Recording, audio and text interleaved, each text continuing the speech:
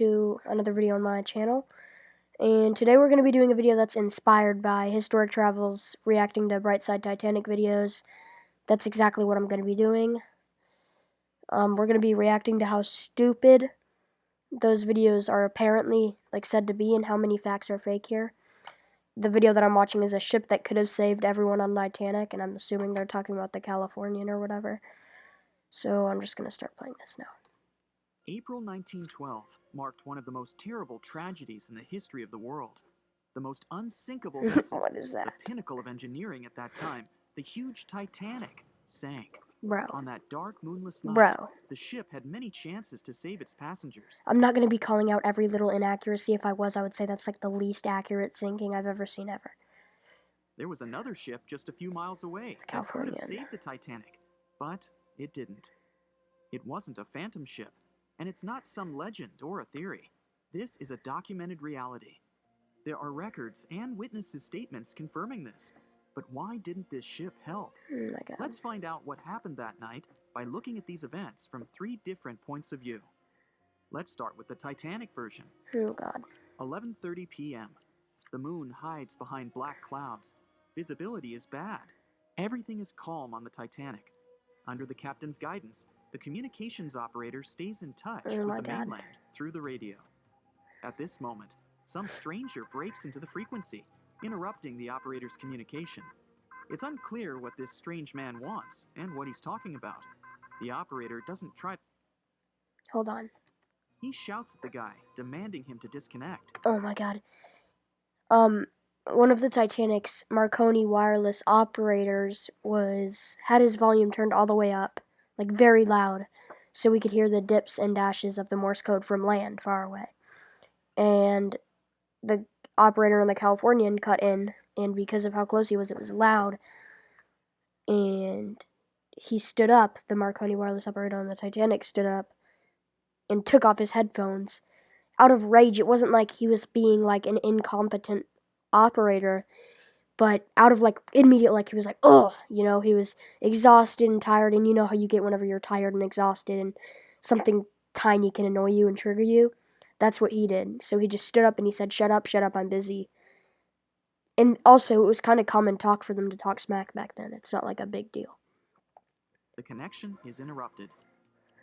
At 11:40 p.m., the Titanic crashes into an iceberg. Oh, the ice God. breaks the hull. Water begins to flood the lower decks. Nobody is panicking yet. 20 minutes later, not any of the engine workers are panicking that are literally getting flooded with water. Okay, you know what? Just whatever. The ship's crew sends a distress signal through the radio frequency. Few people understand how bad the situation really is.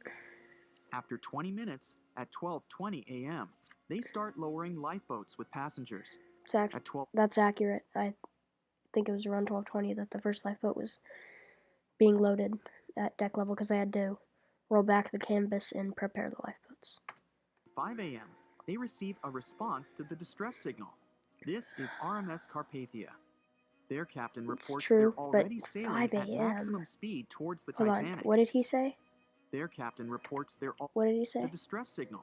This is RMS Carpathia. 25 a.m. Oh, 12:25 a.m. Okay. I thought he said 5 a.m. I was going to be like, bro, what? 12:25 a.m., they receive a response to the distress signal. This is RMS Carpathia. Their captain reports they're already sailing at maximum speed towards the Titanic. But the problem is that the crash site is 58 miles away. This means Carpathia will only be here in 4 hours. Back then, that was actually a fairly long, that wasn't bad. Sometimes whenever ships sank back then, they would take longer than 4 hours. You would assume that the captain of the Carpathia expected to see it there, and it was actually fairly well documented that he was somewhat surprised whenever he found the ship had already gone under by the time he arrived. At 12:45 a.m., the sinking ship's crew release rockets into the air. These flares are one of the main reasons for the terrible fate of many passengers, but more on that later. 90 minutes later, the Titanic's deck breaks, and the ship... What was that break? On that later. Why does it go that high, and why does it split in the wrong spot? The Titanic's deck breaks, and the ship dives underwater. At 4:10 a.m., the Carpathia finally arrives at the shipwreck location. The crew Bro. members make heroic efforts to save all the people. They take 705 survivors on. So far, there actually haven't been that many inaccuracies, but I have a feeling there will be when we get to the Californian story. And Titanic, radio communication, the trial. Oh god, there's a theory at the end there. At this moment, another ship appears. It's SS Californian. The Carpathia sails towards the New York coast with all the people. The Californian floats in search of passengers and finds nothing but wreckage. The ship was only a few miles away while the Titanic sank into the icy water. The Californian could have saved these people, but did nothing. Its captain, Stanley Lord, made one of the most terrible acts that a sailor can allow. Oh my god, no, he didn't. He slept. Like, he was asleep. That's the so-called terrible act. He was asleep. He was sleeping, and that's the terrible act. Oh my gosh. He didn't help a sinking ship. That's all that he did was asleep. He didn't even know the ship was sinking. Back then, it wasn't required to have a 24/7 Marconi operator. That's why they didn't get it. The operator had put down his headphones and went to bed not long before the Titanic hit the berg. And because of that reason, they just didn't know. When the world found out about all this, they detested Captain Lord. They couldn't bring charges against him, and the trial didn't punish him. Good. But his career was ruined entirely, as no other ship company would hire him. Sad, though. Despite this, he never confessed he had been guilty. Before he passed away, the captain said it hadn't been his fault. If this was true, then what happened there? This brings us to the Californian version. It's the night of April 14th. The Californian is sailing in the cold waters of the North Atlantic. The ship gets into a section with a lot of icebergs. At 10:10 p.m., Captain Lord stops the ship. It's too dangerous to move around this area, as they can damage the hull. At 11 p.m., the ship starts drifting. The Californian sailing backwards in this little thing? The captain knows that the Titanic is coming here, so he orders the radio operator to warn the ship about the danger. Radio operator Evans turns on the receiver a good captain and move tries right to there. contact the Titanic. He spends about 30 minutes on it. The connection is finally established. At this moment, the Titanic radio operator is speaking with the mainland. Evans interrupts this conversation and tries to warn the ship about icebergs. The operator doesn't understand Evans' words. He's annoyed because Evans broke into the channel so brazenly. He shouts at Evans and cuts the connection. Tired, Evans turns off the receiver and informs his superiors about the incident. It's still a mystery how the captain reacted to this news. He probably thought the Titanic knew about the danger. He lets Evans go to bed. If Evans hadn't turned off the radio and waited 1 hour, he would have heard a distress signal from the Titanic. But you shouldn't blame him. At this point, Thank you. Okay, he did clarify that you shouldn't put blame on him or the captain. There's no official reason to stay at the transmitter. Evans is too exhausted and can't fight drowsiness. So, Evans goes to bed. The Titanic begins to sink. Oh my god. What is this? Why is it so bright? Why is it like daytime whenever it's sinking? What the heck? It literally sank in like pitch darkness. Why is it daytime? Its captain sends a distress signal. The operator on board the Carpathia catches it, but the Californian doesn't, since the receiver is turned off. Captain Lord can't sleep. He feels that something is wrong.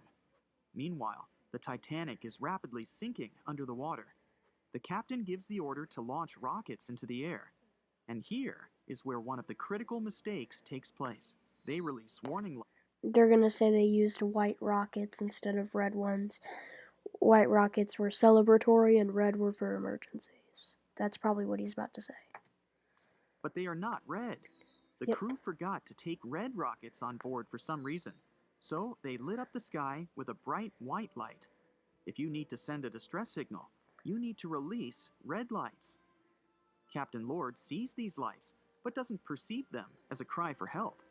It can't be that there are no standard red rockets on such a massive ship as the Titanic. But, unfortunately, it can. Captain Lord thinks the Titanic is sailing away. Perhaps there is some unknown reason behind those white lights, but he doesn't really know. So, Captain Lord has no idea that the Titanic is sinking. He still decides to contact the ship, but this time, not through radio communication. Captain Lord doesn't wake up the radio operator and sends a signal to the Titanic through a signal lamp. It's important to understand that many old-school captains didn't take radio communication seriously. They didn't understand the value of this technology. That is true, but most captains back then also wanted to utilize every single technology they possibly could. It wasn't that he was just too lazy to do that or didn't trust the system. It was just he wasn't entirely sure what was going on. So he would rather just do the signal lights than wake up the radio operator. That's why Captain Lord doesn't wake up Evans. He sends light signals, but the Titanic doesn't respond. Many survivors later mentioned seeing the flashing lights of the Californian, but there was nothing they could have done. The ship's crew doesn't hear their cries for help. At 2:20 a.m., the Titanic What is that animation? Oh doesn't my god, hear that their is cries not the for help. Titanic. At 2:20 a.m., the Titanic completely goes underwater.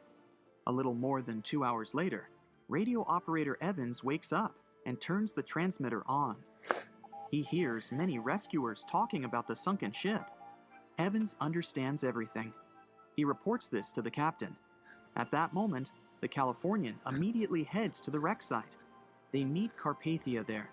With the survivors on board, Are they trying to pass this off as the Carpathia?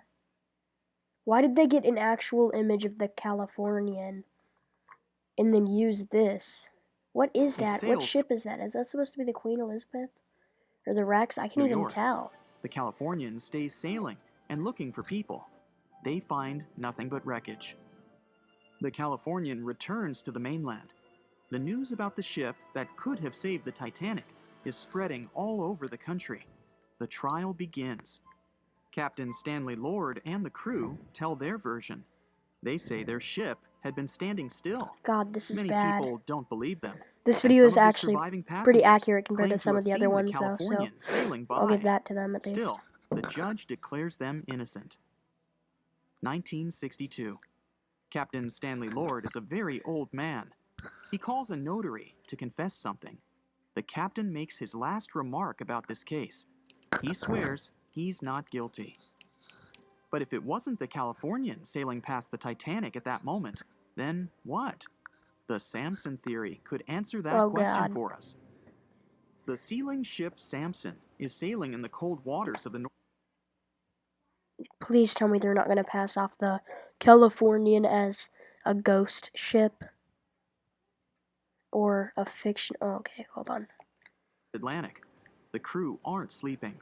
They carefully study the surroundings, but not because they're afraid of icebergs. They're scared of meeting with the U.S. Coast Guard. The Samson ship's crew catch seals, which is illegal. At 12:45 a.m., Samson's captain sees white signals. Is this a real ship?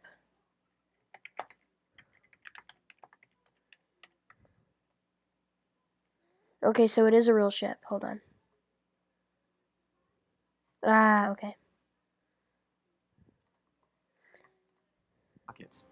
The team is sure it's the Coast Guard. They turn off the lights and sail away. It's dark, so they don't notice the sinking Titanic. Oof.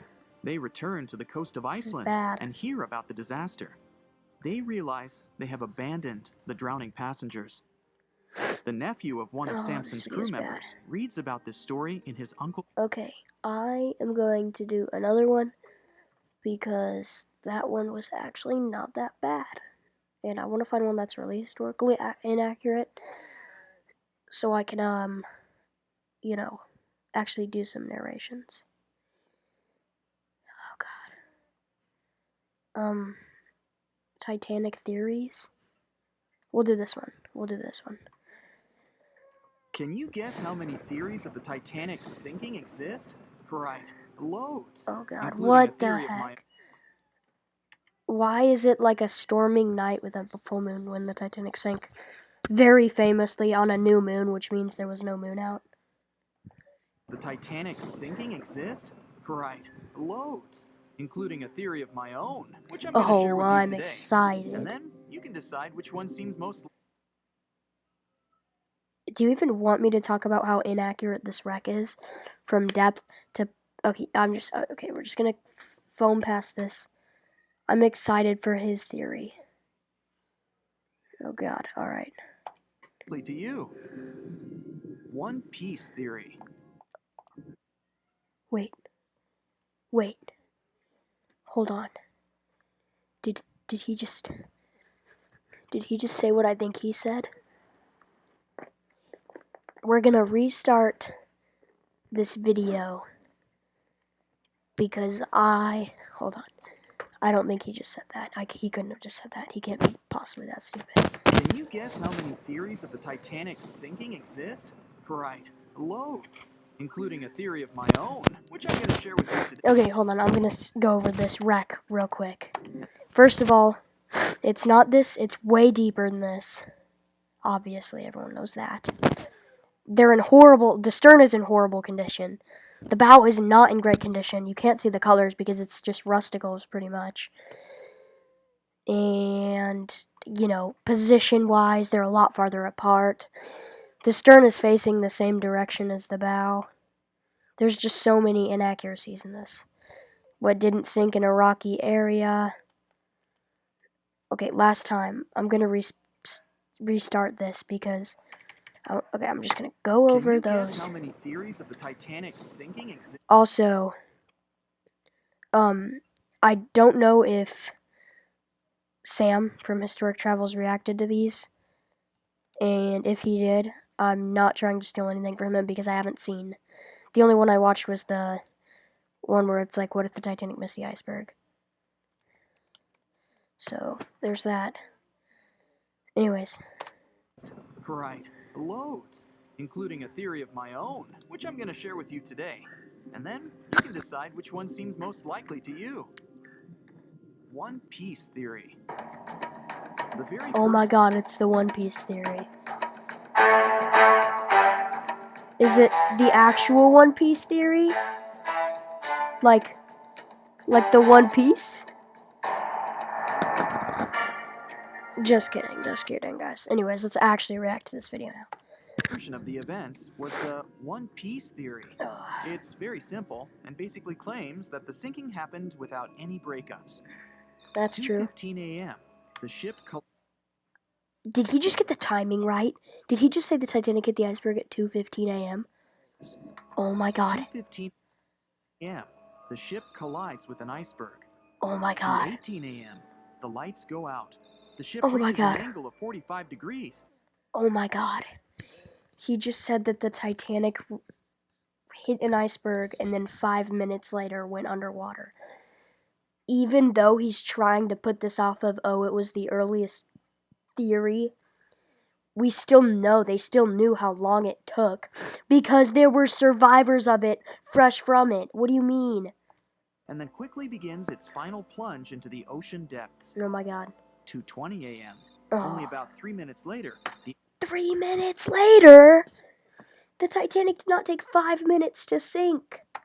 MS Titanic disappears under the surface of the ocean for good. They didn't even fully submerge this model. Look at this. You can still see the stern. The liner doesn't break. It just goes down as a whole piece. Of course, this can't be true. In April 1912, the Titanic was not only the largest ship in the world, but also the largest ship ever built. It's hard to believe that such a heavy vessel could have gone down without breaking. That's just impossible. Probably one of the reasons at the inquiry that they came up with the fact that it didn't split is because it was a British ship and they wanted that, British shipbuilding is too good. Our ships couldn't have just split in half. That's like a true fact. Well, I mean, you can't blame the theorists. Before we found the wreckage, there were no other theories. Wait a minute. Or were there? The day after the disaster, the survivors gave their interviews. Oh They God. talked about what had happened, and some of them claimed that the ship had actually broken in two when it had been flooded. For example, Jack Thayer, a 17 Please tell me he doesn't use the V-brake theory as like a plausible theory. old boy, outlined the sinking as he remembered it. Oh God. And LD Skidmon drew a sketch based on. That is not LD's.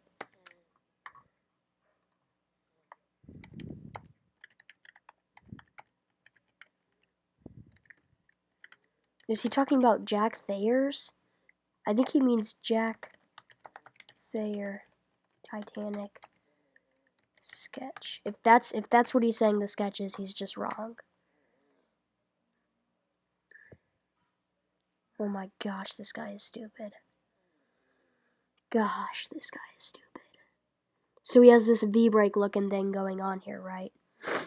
That's what Jack Thayer claims to have saw. That's not Jack Thayer's drawing, bro. What is this? What is this? That's like AI or like a really crappy drawing. Description. The picture clearly showed the ship breaking in half. But no one believed Jack or other witnesses. Oh God. There was no evidence, so their claims were Turning received that down. with a grain of salt. But in 1985, God. things changed. First breakup theory. That's when I'm just gonna do us all a big favor. Just like this. Hold on, real quick. I wanna look. Okay. That's so funny. Look. Historic Travels is going to have a huge field day over this video. And then Historic Travels. If anyone here watches my content and would like me to review this video, let me know. That's so funny.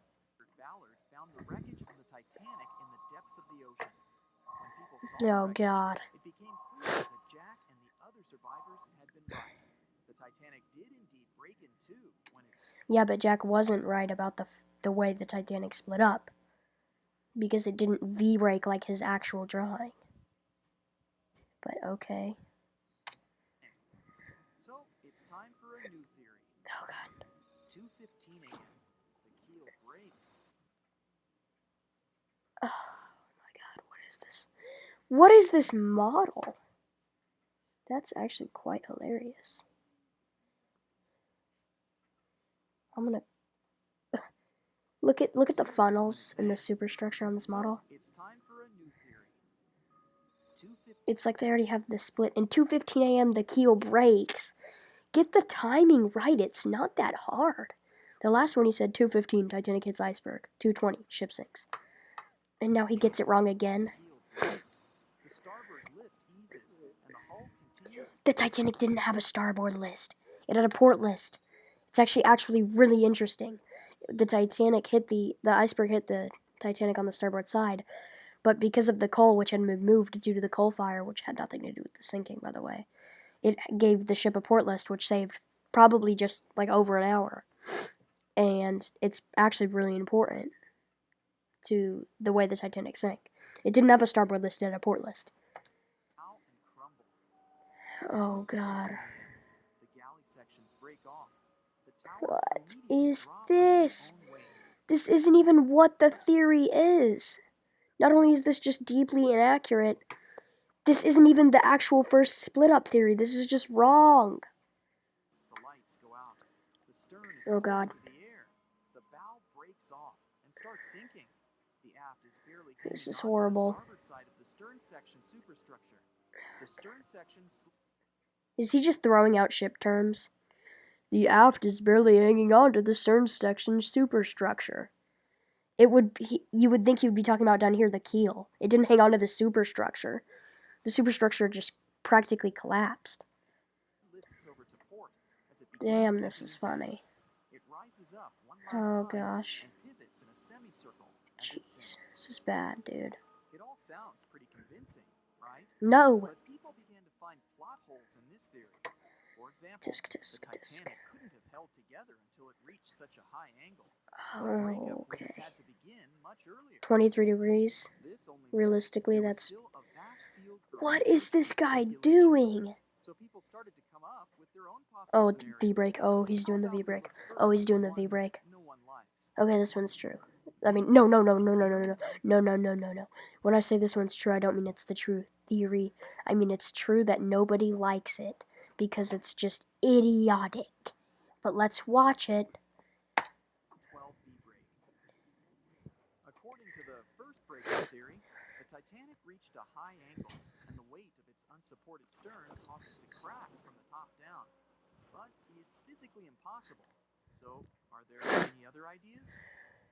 In 2006, Roger Long, a naval architect, decided to Roger Long's actually really smart, and he's made a better theory since then, by the way, just for the record.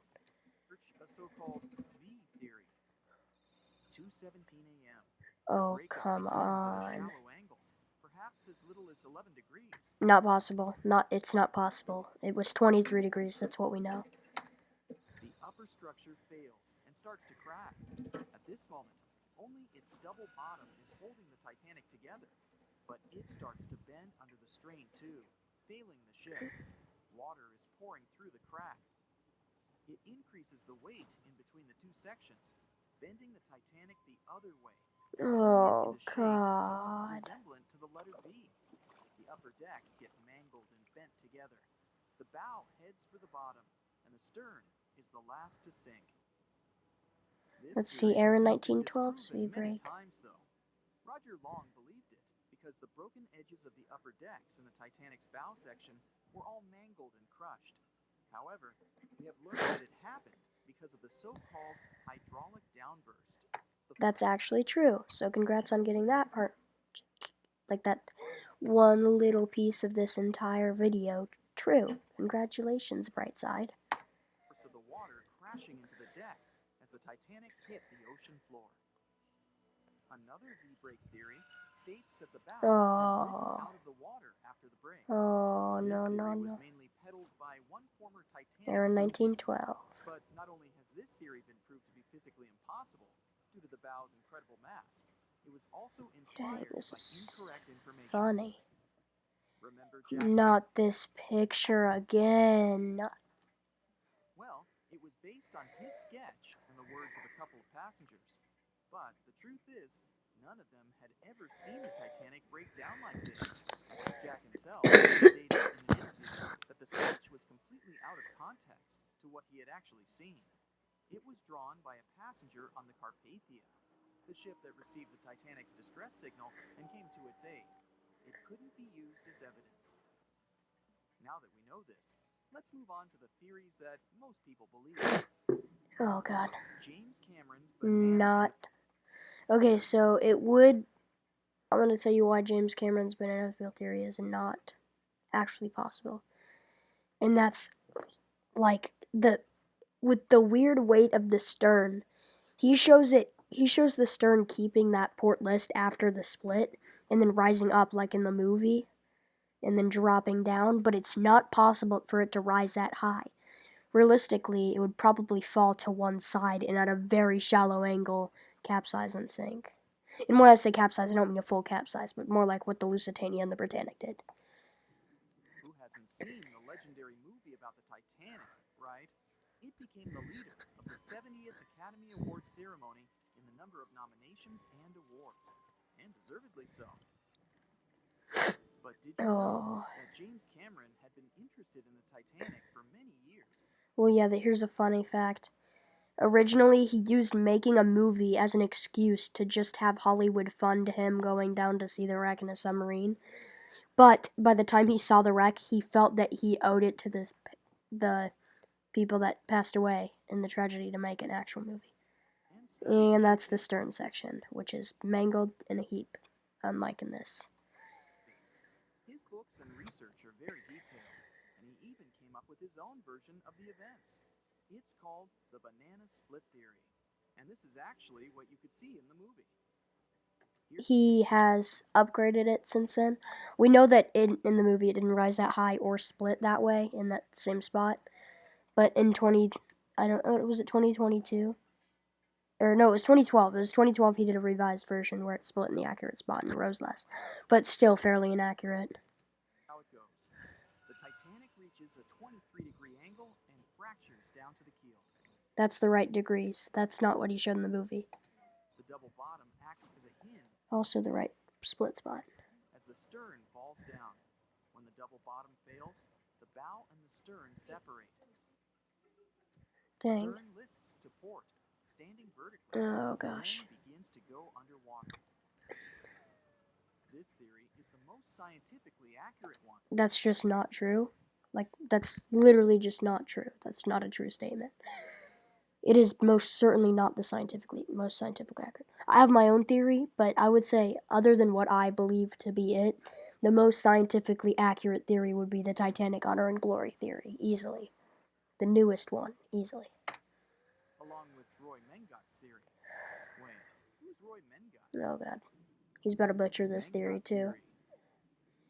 Roy Mengot was an I'm just gonna skip because this video is getting to. Oh god. Go out on the Titanic. At this moment, the ship is at an angle of 20 to 23 degrees. Suddenly, the vessel snaps in two just around the third funnel. It causes the stern to settle into the water. The keel fails first. The draft and lower hull are crushed and break apart, causing the bow section to sink beneath the waves. The stern rises up to the angle of 70 to 90 degrees. Yep, once again, not possible. Like I said, it couldn't have rose up like that, like a finger. They say that, ooh, people say that it rose up like a finger. It couldn't have. It's not physically possible. It may have looked like it because of the size of the stern after it, but it couldn't have. It sinks too. This theory seems to make the most Look, he spelled it wrong down here. He said Mangot's theory. sense, but it's quite controversial. The survivors who saw the breakup stated that the stern had settled back with the bow completely missing. Mengot's. Oh, here's his truth. Well, here's his theory. Aren't you excited for this one? Now, as promised, I'll provide you with my version of the events. Well, it's not really my theory. More like a combination of Roy Mengot's and James Cameron's ones. Okay, so it's gonna be extremely inaccurate. Cameron was right about the breakup. Oh god. 2:17 a.m. The ship is at a high angle. The lights go out. Then it snaps into two pieces. The bow starts sinking. The double bottom is still attached to the stern for a minute or so. Once the double bottom fails, the two parts separate and the bow goes down. Couldn't have rose that high. Bam. Once again, not correct theory. It couldn't have rose that high. The stern rises up at a high angle, and then it begins to sink vertically. Oh god. It might have actually happened because the survivors stated that they had seen a clean break. So he just said that the V-break theory isn't credible because it was going off of a survivor's testimony, but his entire theory is going off of a survivor's testimony. Really? That's whatever. It couldn't be hidden. And they had also seen the stern staying vertically in the air for a long enough time. Okay, I'm done. I'm done. I'm done. I'm done. I'm done. I am done. I'm done. I'm done. I'm done. Thank you for watching. I really, really, really don't want to make another debunking false things video like my past two. Well, this one and the one I posted before this have been.